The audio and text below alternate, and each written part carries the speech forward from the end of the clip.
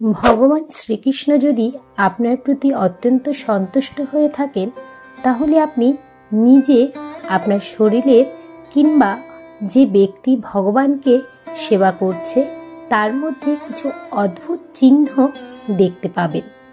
যখন ভগবান শ্রীকৃষ্ণ ওনার ভক্তদের প্রতি খুশি হন, সাধারণত তখনই ভক্তদের মধ্যে এই চিহ্নগুলি দেখা যায়। অনেক মানুষ আছেন যারা চিহ্নগুলি নিজেদের মধ্যে লক্ষ্য করতে পারেন, আবার অনেকে হয়তো বুঝতেই পারেন না যে এগুলো কোনো দিব্য চিহ্ন বা ভগবান শ্রীকৃষ্ণ নিজেই তাকে কৃপা করে চিহ্নগুলি দিয়েছেন। নমস্কার, ঈশ্বর তত্ত্ব চ্যানেলে আপনাদের সবাইকে স্বাগত। আজকের এই ভিডিও থেকে আমরা জানতে পারবো এমন 5 চিহ্নের কথা, যে চিহ্নগুলি যদি আপনি আপনার নিজের মধ্যে দেখতে পান বা অন্য কারো মধ্যে দেখতে পান, তাহলে বুঝবেন আপনার প্রতি বা সেই ব্যক্তির প্রতি ভগবান শ্রীকৃষ্ণ অত্যন্ত প্রসন্ন ও খুশি হয়েছেন এবং তার উপরে অশেষ কৃপা রয়েছে। অনেক দিন ধরে পুজো পাঠ, প্রার্থনা বা সাধনার ফলে যখন ভগবান তার ভক্তের প্রতি প্রসন্ন হন, তখনই তিনি তার ভক্তের মধ্যে এই চিহ্নগুলি দেখিয়ে বোঝানোর চেষ্টা করেন যে তার উপরে ভগবান প্রসন্ন হয়েছেন। এছাড়াও এই চিহ্নগুলি এটাও বোঝায় যে সেই ব্যক্তির জীবনে আধ্যাত্মিক উন্নতি হচ্ছে এবং তিনি কখনোই একজন সাধারণ মানুষ নন। তাহলে চলুন শুরু করা যাক আজকের এই ভিডিও। প্রথমে যে চিহ্নটি আপনাদের শরীরে দেখতে পাবেন সেটা হলো আপনার চোখের আকৃতির পরিবর্তন হয়ে যাবে। আপনি যদি কোনো সিদ্ধ পুরুষের চোখের দিকে তাকিয়ে দেখেন, তাহলে ওনার চোখের মধ্যে আপনি অদ্ভুত এক আকর্ষণ খুঁজে পাবেন। শাস্ত্রে এই ব্যাপারে বলা হয়েছে যে যদি কোনো ব্যক্তি ঈশ্বরের নাম, জপ, ধ্যান ইত্যাদি করেন, তাহলে ধীরে ধীরে তার চোখের আকৃতির পরিবর্তন হয়ে যায় এবং চোখের মধ্যে এক অদ্ভুত সুন্দর আকর্ষণের সৃষ্টি হয়, যা দেখে প্রত্যেকটা মানুষ ওনার প্রতি মুগ্ধ হয়ে যায়।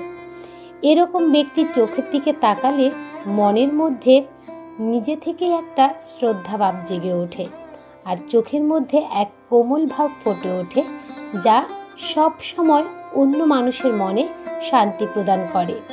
যদি এরকমটা আপনার সাথেও হয়ে থাকে, তাহলে বুঝবেন যে ভগবান শ্রীকৃষ্ণ আপনার উপর অশেষ কৃপা করেছেন এবং আপনি আধ্যাত্মিক দিকে ধীরে ধীরে এগিয়ে যাচ্ছেন। দ্বিতীয় যে চিহ্নটি নিজের শরীরে দেখতে পাওয়া যায়, সেটি হলো মুখমণ্ডলে একটা দিব্য ভাব ফুটে ওঠে। এই ব্যাপারে শাস্ত্রে বলা হয়েছে যে যখন কোনো ব্যক্তি ভগবানের অত্যন্ত প্রিয় হন, অর্থাৎ যখন কোনো ব্যক্তির উপরে ভগবান অশেষ কৃপা করেন, তখন সেই ব্যক্তির রূপের মধ্যেও একটি পরিবর্তন লক্ষ্য করা যায়। কারণ আধ্যাত্মিক বলের কারণে তার মধ্যেও এই ধরনের পরিবর্তন আসা শুরু করে এবং তার মুখের মধ্যে দিব্য ভাবের কারণে প্রত্যেকটা মানুষ তার মুখের দিকে তাকালে আকর্ষণ বোধ করে এবং মনে মনে শান্তি অনুভব করে। এছাড়াও সে নিজেও এই জিনিসগুলো খুব ভালোভাবে প্রত্যক্ষ করতে পারে যে তার মুখে একটি দিব্য ভাব ফুটে উঠেছে এবং এটা তার জন্য অত্যন্ত ভালো একটি চিহ্ন, যা ঈশ্বর দ্বারা সে স্বয়ং নিজে পেয়েছে। তৃতীয় যে চিহ্নটি আসে সেটা হলো শরীরের চারপাশ থেকে বা শরীর থেকে সুন্দর গন্ধ আসা। এই জিনিসটি হয়তো আপনি আর কখনো কখনো লক্ষ্য করে থাকবেন যে যখন কোনো বড় সাধু বা মহাপুরুষের কাছে যাওয়া হয়, তখন তার দেহ থেকে এক দিব্য গন্ধ অনুভব করা যায়, যা আপনার মনকে একদম প্রসন্ন করে দেয়। শাস্ত্রে একথা বলা হয়েছে যে যখন ব্যক্তি ভগবানের কৃপা লাভ করে, তার শরীর থেকে এক দিব্য গন্ধ বের হতে থাকে এবং এটাও বলা হয়েছে যে এরকম ব্যক্তির আশেপাশে অন্য যোনি থেকে আসা বিভিন্ন জৈব আত্মা ঘোরাফেরা করে এবং তাকে রক্ষা করে। আবার অনেক ক্ষেত্রে এই গন্ধ সেই ব্যক্তির দৈব শক্তির কারণে তার শরীর থেকেও বেরোনো শুরু করতে পারে এবং এই গন্ধটা তার চারপাশে থাকা প্রত্যেকটা মানুষই পেয়ে থাকেন। চতুর্থ যে চিহ্নটির কথা আমি বলবো, সেটি আপনি নিজের শরীরে পাবেন না, এটি আপনি তখন পাবেন যখন আপনি কোনো পশু বা পাখির সামনে যাবেন। আপনি হয়তো এটা লক্ষ্য করে দেখেছেন যে অনেক সময় কোনো কুকুর যে হয়তো প্রচণ্ড হিংস্র এবং সবাই তাকে ভয় পায়, কিন্তু আপনি যখন তার সামনে যান সে একদম শান্ত হয়ে যায় এবং আপনার কাছে এসে আপনার আদর খাওয়ার চেষ্টা করে। আর এটা প্রায় সব প্রাণীর সাথেই হয়ে থাকে। যখন আপনি কোনো পশু পাখির কাছে যাবেন এবং সেই পশু বা পাখি নিজেই আপনার কাছে এসে আপনার আদর খেতে চাইবে, আপনার কাছে বা আপনার পাশে এসে শান্তভাবে বসে থাকবে। ভগবানের দিব্য শক্তির কারণে সেই পশু পাখিও আপনার কাছে এসে দিব্য শক্তি অনুভব করতে পারে এবং তারা যখনই আপনার কাছে আসবে অত্যন্ত আনন্দ বোধ করবে।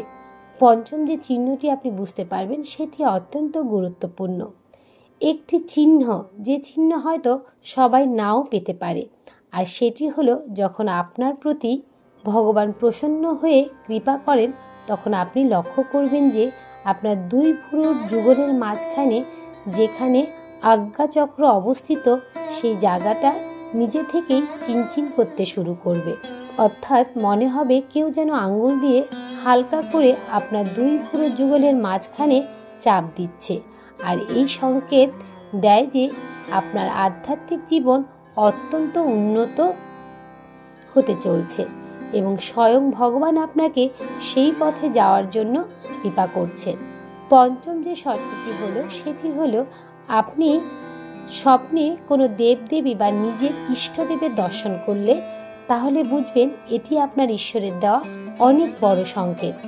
এরকম স্বপ্ন আপনাকে এটাই বোঝায় যে আপনার উপরে দৈব কৃপা আছে। তাই যে দেবদেবীকে স্বপ্ন দেখছেন সেই দেবদেবীর পূজা অবশ্যই করুন। সপ্তম সংকটটি হলো জ্বালিয়ে রাখা প্রদীপের শিখা বেড়ে যাওয়া। অগ্নি হলো পঞ্চভূতের মধ্যে একটি। যেহেতু সবার মধ্যে প্রভু শিবের বাস, তাই অগ্নির মধ্যেও তিনি বিরাজমান। তাই যদি দেখেন যে আপনি পুজো করছেন এবং আপনার সামনে রাখা প্রদীপের শিখা হঠাৎ করে বেড়ে গেছে, তাহলে বুঝবেন যে এটাই ঈশ্বরের দেওয়া একটি বড় সংকেত। এর অর্থ হলো যে আপনার পূজা ও ভক্তিতে ভগবান প্রসন্ন হয়েছেন। এরকম সময় মন ভরে ঈশ্বরে প্রার্থনা করুন। অষ্টম যে সংকেতটি হলো সেটি হলো বাড়িতে আসা গরু। যদি কোনো গরু হঠাৎ করে আপনার বাড়িতে আসে বা বাড়ির উঠোনে এসে বসে জোরে জোরে ডাকা শুরু করে, তাহলে বুঝবেন আপনার ঘরে সুখ সমৃদ্ধি আসতে শুরু করেছে।